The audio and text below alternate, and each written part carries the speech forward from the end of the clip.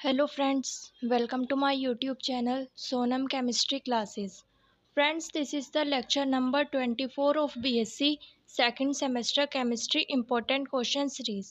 तो फ्रेंड्स आज के लेक्चर में हम बात करेंगे बीएससी सेकंड सेमेस्टर केमिस्ट्री की जो यूनिट 6 है that is introduction to polymers का एक important most important long answer type question जो आपके एग्जाम में आने के चांसेस काफ़ी आए हैं। तो इससे पहले मैंने आपको इस यूनिट का एक लेक्चर अपलोड किया था चैनल पर, जिसमें मैंने आपको बताया था कि मोनोमर्स क्या होते हैं, ओलिगोमर्स क्या होते हैं और पॉलीमर्स क्या होते हैं। तो बेसिक इंट्रोडक्शन हमने बेसिक टर्म्स वहाँ पर क्लियर कर ली थी। तो इससे पहले आप वो लेक्चर देख लीजिए, उसका लिंक मैं आपको डिस्क्रिप्शन में ऐड कर दूँगी। Now without wasting our time let's start our lecture. तो आज के लेक्चर में हम बात करेंगे क्लासिफिकेशन ऑफ पॉलीमर्स के बारे में। तो क्लासिफिकेशन से पहले हम पॉलीमर्स का बेसिक आइडिया ले लेते हैं। तो पॉलीमर्स क्या होते हैं? पॉलीमर्स मोनोमर्स से मिलकर बने मैक्रोमोलिक्यूल्स होते हैं। यहाँ पर क्या होंगे? जो मोनोमर्स होंगे, मोनोमर्स क्या होती है? स्मॉल यूनिट्स होती हैं। जैसे कि हमारे घर में ईंटें होती हैं, उसी तरह से पॉलीमर क्या होता है? इन मोनोमर्स से मिलकर बने होते हैं। और ये मोनोमर्स क्या होते हैं? एक दूसरे से केमिकल बॉन्ड के थ्रू जुड़े रहते हैं, तो इन्हें हम बोलते हैं पॉलीमर्स। तो इनका जो क्लासिफिकेशन होता है वो हम डिफरेंट बेसिस पर कर सकते हैं। जैसे कि सोर्स यानी कि इन्हें हम कहाँ से ये आ रहे हैं, इनका ओरिजिन क्या है, उस बेसिस पर, इनके स्ट्रक्चर के बेस पर हम इनका क्लासिफिकेशन कर सकते हैं। मेथड ऑफ पॉलीमराइजेशन के बेस पर कर सकते हैं, यानी कि किस तरह से फॉर्म हो रहे हैं उस बेस पर कर सकते हैं। मॉलिक्यूलर फोर्सेस एंड कंपोजिशन के बेस पर भी हम इन्हें क्या कर सकते हैं? क्लासीफाई कर सकते हैं। और एक और क्लासिफिकेशन होता है टैक्टिसिटी के बेसिस पर। तो आज के लेक्चर में हम ये सारा कवर करेंगे। तो सबसे पहले हम देखते हैं क्लासिफिकेशन बेस्ड ऑन सोर्स। तो यहाँ पर हम क्या कर रहे हैं? पॉलीमर्स को क्लासिफाई कर रहे हैं on the basis of source. तो सोर्स यानी कि कहाँ से ये पॉलीमर आ रहे हैं। यहाँ पर हम देख रहे हैं कि यहाँ पे 3 टाइप यहाँ पर पॉलीमर के दिए गए हैं। पहला है नेचुरल पॉलीमर, सेकंड है सेमी सिंथेटिक पॉलीमर और थर्ड है हमारा सिंथेटिक पॉलीमर। तो नेचुरल नाम से ही हम समझ रहे हैं कि ऐसे पॉलीमर जो कि आप मिल रहे हैं, नेचुरली हमें मिल रहे हैं, कुदरती हमें वो क्या हो रहे हैं? मिल रहे हैं। जैसे कि इसका एग्जांपल होता है नेचुरल रबर। तो आपने देखा होगा कि कुछ प्लांट्स ऐसे होते हैं कि उनके अंदर से क्या होता है? एक वाइट लिक्विड निकलता है, आग बोलते हैं जिससे हम लोकल लैंग्वेज में। तो वो क्या होता है? वो एक नेचुरल पॉलीमर होता है, नेचुरल रबर होती है। उसका यूज़ किया जाता है किसके किसके लिए? टायर बनाने के लिए उस नेचुरल रबर का यूज़ किया जाता है। तो वो क्या है? हमारा नेचुरल पॉलीमर हो गया। सेमी सिंथेटिक पॉलीमर क्या होंगे? सेमी सिंथेटिक पॉलीमर ऐसे पॉलीमर होंगे, ऐसे नेचुरल पॉलीमर होंगे कि वो पॉलीमर क्या है? नेचुरली पाए जा रहे हैं, लेकिन हम क्या कर रहे हैं? उनकी कुछ प्रॉपर्टीज़ को लैब में मॉडिफाई कर रहे हैं। तो इन्हें हम बोल देंगे सेमी सिंथेटिक पॉलीमर। लास्ट है हमारा इसमें सिंथेटिक पॉलीमर। तो सिंथेटिक पॉलीमर क्या होंगे? मैन मेड पॉलीमर होंगे, प्रिपेयर्ड इन इंडस्ट्री। तो ऐसे पॉलीमर जिन्हें हम लैब में सिंथेसाइज कर रहे हैं, लैब में बना रहे हैं, उन्हें हम बोलेंगे सिंथेटिक पॉलीमर। तो यहाँ पर नेचुरल पॉलीमर के और भी एग्जांपल है, जैसे कि सेलुलोज, स्टार्च, प्रोटीन। प्रोटीन भी क्या है? हमारा अमाइनो एसिड का पॉलीमर होता है। सेमी सिंथेटिक में हमारा क्या होगा? Cellulose, rayon. ये क्या होता है? रेयोन एक तरह का कपड़ा होता है। ये क्या है? एक नेचुरल पॉलीमर है, लेकिन इसे इसकी प्रॉपर्टी को किया जाता है? मॉडिफाई किया जाता है लैब में, तब ये जाकर हमारा ये फॉर्म होता है। तो ये होगा सेमी सिंथेटिक पॉलीमर का एग्जाम्पल। सिंथेटिक पॉलीमर का एग्जाम्पल है हमारा पॉलीथाइलिन। कॉमन लैंग्वेज में बोलते हैं प्लास्टिक या पॉलीथीन। तो ये वही है जो सिंथेटिक पॉलीमर का एग्जाम्पल है। नाइलॉन, पीवीसी, ये भी क्या है? हमारे सिंथेटिक पॉलीमर के एग्जाम्पल हैं। तो ये होता है हमारा पहला type of classification based on source. अब नेक्स्ट टाइप ऑफ क्लासिफिकेशन है क्लासिफिकेशन बेस्ड ऑन स्ट्रक्चर। तो अब हम क्या करेंगे? पॉलीमर्स को क्लासिफाई करेंगे इनकी स्ट्रक्चर के बेस पर। तो इसमें हमारा पहला टाइप है लीनियर पॉलीमर। तो इसमें हम क्या करेंगे कि इसमें क्या होता है कि जो मोनोमर यूनिट होती है, मोनोमर यूनिट यानी कि स्मॉल मॉलिक्यूल जिनसे पॉलीमर मिलकर बना है, ये क्या होंगी? एक स्ट्रेट लॉन्ग चेन की फॉर्म होंगी। आप यहाँ पर स्ट्रक्चर में भी देख सकते हैं कि यहाँ पे ये क्या है? हमारी मोनोमर यूनिट है और वो क्या है? स्ट्रेट लॉन्ग चेन की फॉर्म में है। इनके कैरेक्टरिस्टिक क्या होंगे? पहला है हमारा हाई डेंसिटी। तो यहाँ पर ये लॉन्ग चेन होने की वजह से, स्ट्रेट लॉन्ग चेन होने की वजह से ज़्यादा मोनोमर्स यहाँ पर आ सकते हैं। और यहाँ पर हम देख रहे हैं कि ये जो दो मॉलिक्यूल्स है, दो मोनोमर यूनिट है, ये काफ़ी एक दूसरे के पास है। इसकी वजह से इनकी जो स्ट्रक्चर होगी वो क्या होगी, क्लोजली पैक्ड होगी। जैसे कि सॉलिड में जो हमारे एटम्स वगैरह होते हैं वो एक दूसरे के काफ़ी करीब रहते हैं, इसी तरह से लीनियर पॉलीमर में भी ये स्ट्रक्चर क्या होगी, काफ़ी डेंस होगी। ये क्या होंगे, स्ट्रॉन्ग होंगे, क्योंकि यहाँ पे इंटरमॉलिक्यूलर फोर्स जो है दो मॉलिक्यूल्स के बीच में वो क्या है, काफ़ी ज़्यादा है। इनके एग्जाम्पल है पीवीसी, नाइलॉन 6,6। हमारा नेक्स्ट टाइप है ब्रांच चेन पॉलीमर। इसमें क्या होगा कि हमारी जो लॉन्ग चेन होगी, जैसे अभी हमने लीनियर पॉलीमर में देखा, उसमें क्या होंगे, ब्रांचेस होगी और उन पे भी हमारी मोनोमर यूनिट होगी। इसकी वजह से ये जो स्ट्रक्चर होगी वो लेस कॉम्पैक्ट होगी, यानी कि दो मोनोमर यूनिट के बीच में जो गैप होगा वो ज़्यादा होगा लीनियर पॉलीमर की कंपैरिजन में। लोअर डेंसिटी होगी, यानी कि कम मॉलिक्यूल्स यहाँ पर प्रेजेंट होंगे लीनियर पॉलीमर की कंपैरिजन में। और ये क्या होंगे, हमारे सॉफ्टर एंड फ्लेक्सिबल होंगे, क्योंकि यहाँ पे क्या है, हमारा इंटरमॉलिक्यूलर फोर्स क्या है, कम है। इसका एग्जांपल है हमारा LDPE। तो यहाँ पे पॉइंट भी लिखा है, branches prevent close packing of chains. तो यहाँ पर क्या होंगे, जो दो मोनोमर यूनिट होगी उनके बीच में गैप ज़्यादा होगा, जिसकी वजह से इनकी क्या होगी, क्लोज पैकिंग नहीं होगी लाइक लीनियर पॉलीमर्स। तीसरा टाइप है क्रॉस लिंक्ड और नेटवर्क पॉलीमर्स। इसमें क्या होगा, ये जो चेन होंगी ये क्या होंगी, एक नेटवर्क फॉर्म कर रही होंगी, यानी कि जो मोनोमर्स आपस में जुड़े हुए हैं पॉलीमर में, वो क्या होंगे, क्या एक नेटवर्क की तरह होंगे। और ये एक मोनोमर यूनिट दूसरे मोनोमर यूनिट से कोवलेंट बॉन्ड के थ्रू जुड़ी होगी, जैसे कि सभी पॉलीमर्स में होती है। इसके कैरेक्टरिस्टिक हैं कि ये क्या होगी, वेरी रिजिड होगी, यानी कि ठोस होगी, हार्ड एंड स्ट्रॉन्ग होगी, क्योंकि नेटवर्क की वजह से जो मॉलिक्यूल्स हैं मोनोमर यूनिट एक दूसरे के काफ़ी पास होंगी। और ये क्या होंगे, हीट रेसिस्टेंट होंगे, यानी कि ये क्या कर सकते हैं, हीट को बर्दाश्त कर सकते हैं। इसकी वजह से इनका जो यूज़ होता है, जैसे कि यहाँ पे इसका एग्जांपल है बेकेलाइट। तो बेकेलाइट का यूज़ क्या होता है, जो हम घर में किचन में बर्तन यूज़ करते हैं उसके जो हैंडल्स होते हैं वो ज़्यादातर बेकेलाइट के ही बनते हैं, क्योंकि वो क्या होते हैं, हीट रेसिस्टेंट होते हैं, हीट को बर्दाश्त कर सकते हैं। यहाँ पे लिखा है cross links lock the chain together permanently producing hard materials. तो इन नेटवर्क की वजह से ये क्या होंगे, एक दूसरे से जुड़ जाएंगे परमानेंटली, और क्या होंगे, ये हार्ड मटेरियल्स होंगे। Next type of classification is classification based on mode of polymerisation. तो अब हम क्या करेंगे, पॉलीमर्स को क्लासिफाई करेंगे कि वो किस तरह से फॉर्म हुआ है, किस तरह से उनकी मोनोमर्स यूनिट कंबाइन हुई है। तो इसमें हम दो तरह के पॉलीमर्स देखेंगे। पहला है हमारा एडिशन पॉलीमर्स। यहाँ पर लिखा है these are formed by repeated addition of monomers without removal of small molecules. Addition polymer का एग्जाम्पल होता है पॉलीथीन। तो जो हम पॉलीथीन यूज़ करते हैं वो भी क्या है, एक एडिशन पॉलीमर ही है। तो यहाँ पर हम देख रहे हैं ये क्या है, इथाइलिन का पॉलीमर होता है। इथाइलिन आप जानते हैं, ये CH2 double bond CH2, this is ethylene. तो ये क्या होंगे, N नंबर्स के, यानी कि बहुत सारे इथाइलिन आपस में जुड़ेंगे और क्या बनाते हैं, पॉली इथाइलिन बनाते हैं, या फिर हम इसे बोल देते हैं पॉलीथीन। तो ये हमें जो ये एडिशन पॉलीमर देखने को मिलते हैं, ये किस में मिलेंगे, हमें अनसैचुरेटेड कंपाउंड में देखने को मिलेंगे, यानी कि जहाँ पर ऐसे मॉलिक्यूल जहाँ पर डबल या फिर ट्रिपल बॉन्ड होंगे। क्योंकि क्या होगा, जब ये रिएक्शन होगी उस वक्त ये डबल बॉन्ड या फिर ट्रिपल बॉन्ड ब्रेक डाउन होंगे और जो मोनोमर्स हैं बाकी वो जुड़ते हुए इसी तरह चले जाएंगे। नेक्स्ट है इसमें कंडेंसेशन पॉलीमर। तो यहाँ पर लिखा है these polymers are formed by condensation reactions where small molecules like H2O, HCl और ammonia are eliminated।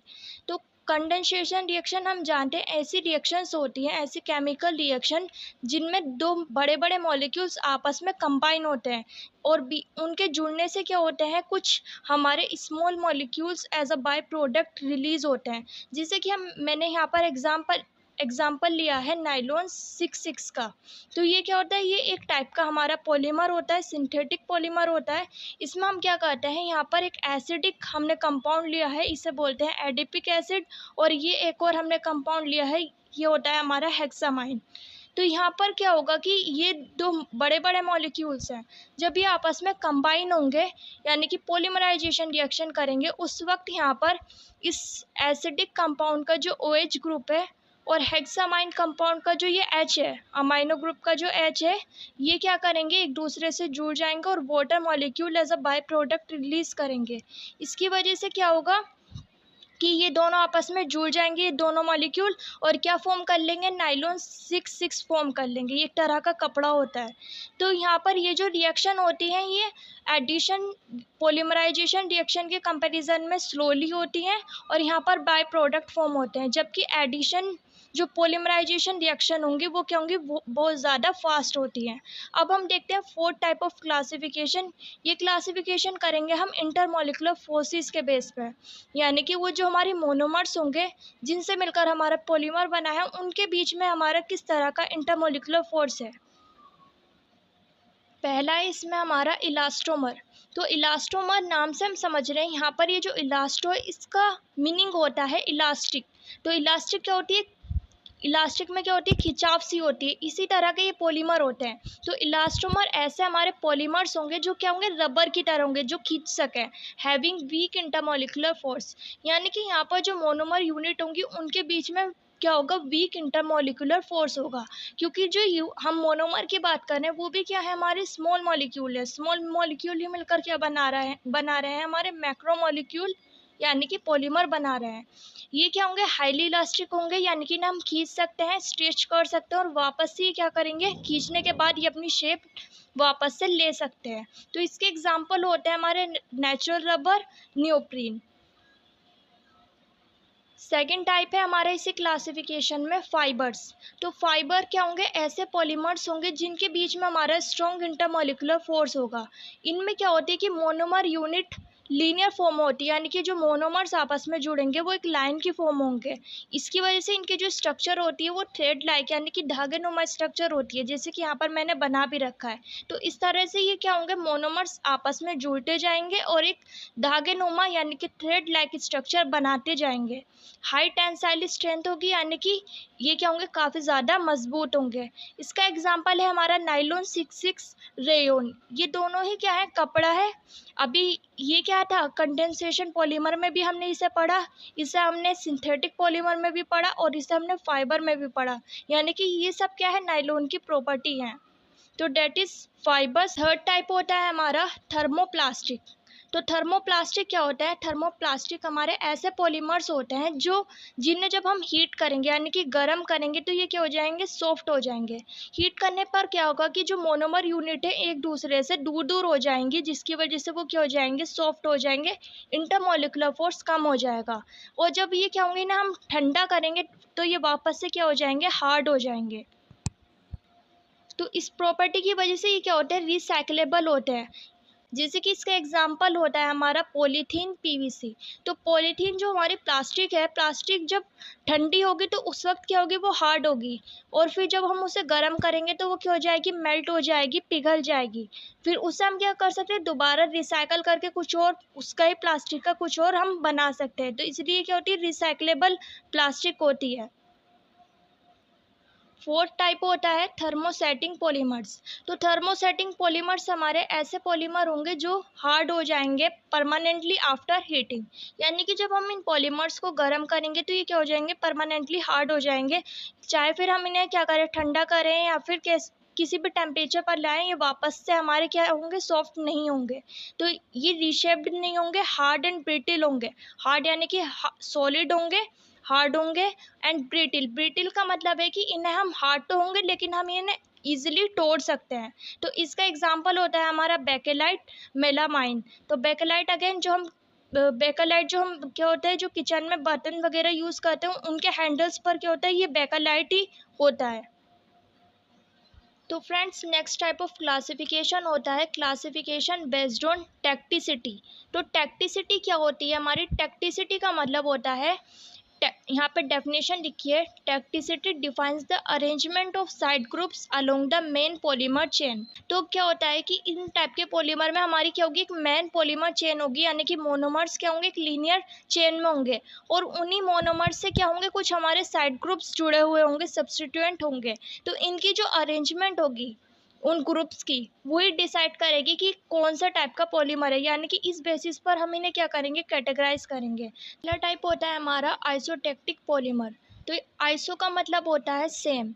तो यहाँ पर क्या होगा कि जो साइड ग्रुप्स होंगे वो सेम साइड पर होंगे, यानी कि एक सेम ग्रुप एक साइड पर होंगे और दूसरा जो डिफरेंट ग्रुप होगा वो दूसरी साइड पर होगा। अभी हम स्ट्रक्चर से समझेंगे।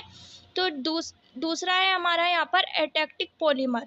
तो एटेक्टिक पॉलीमर का मतलब क्या है कि यहाँ पर रैंडमली कहीं भी हो सकते हैं। जो साइड ग्रुप होंगे मोनोमर से के जो वो सब्स्टिट्यूएंट होंगे मेन चेन से जो बाहर हमारे साइड ग्रुप्स लगे हैं वो क्या होंगे, रैंडमली अरेंज्ड होंगे। एग्जाम्पल आइसोटेक्टिक का क्या एग्जाम्पल है, आइसोटेक्टिक पॉलीप्रोपाइलीन। इसका एग्जाम्पल है हमारा एटेक्टिक पॉलीप्रोपाइलीन। और सिंडियोटेक्टिक पॉलीमर क्या होंगे कि यहाँ पर हमारी ऑल्टरनेट पैटर्न यहाँ पर हमें देखने को मिलेगा।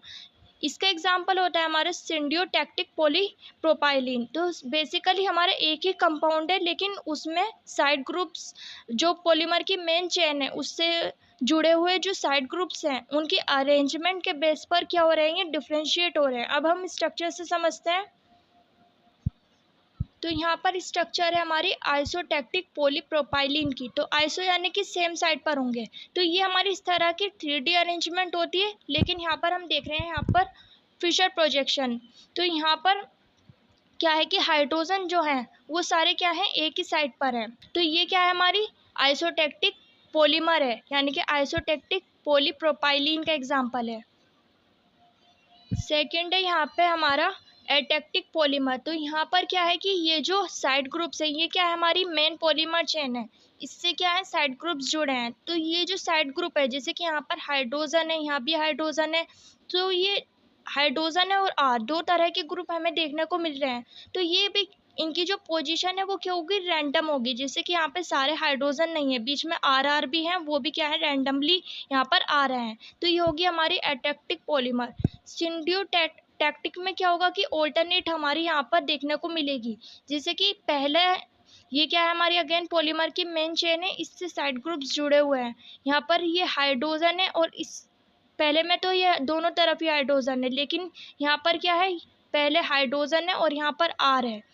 तो यहाँ पे हमें ऑल्टरनेट पोजीशन देखने को मिलेगी। फिर देखिए तीसरे पे क्या है, अगेन हाइड्रोजन हाइड्रोजन आ रहा है, लेकिन फोर्थ वाले पे क्या आ रहा है कि आर ग्रुप इस साइड आ गया है और फिर यहाँ पे हाइड्रोजन है। फिफ्थ वाली पे हाइड्रोजन हाइड्रोजन है और सिक्स पे अगेन ये क्या हो गया है, हाइड्रोजन इधर आ गया है वापस और इधर आर। तो ये हमारी क्या है, ऑल्टरनेट यहाँ पर पैटर्न देखने को मिल रहा है। तो ये होता है हमारा last type of classification on the basis of arrangement of side groups. तो फ्रेंड्स ये होता है हमारा क्लासिफिकेशन ऑफ पॉलीमर्स, जो हमने डिफरेंट बेसिस पर देखा है, इसके सोर्स के बेस पर देखा है, स्ट्रक्चर के बेस पर देखा है, पॉलीमर मोड ऑफ पॉलीमराइजेशन यानी कि किस तरह से पॉलीमराइज होंगे उस बेस पर देखा है, इनके इंटरमोलिकुलर फोर्स के बेस पर देखा है, और एंड में हमने टेक्टिसिटी के बेस पर यानी कि अरेंजमेंट ऑफ साइड ग्रुप्स के बेस पर देखा है।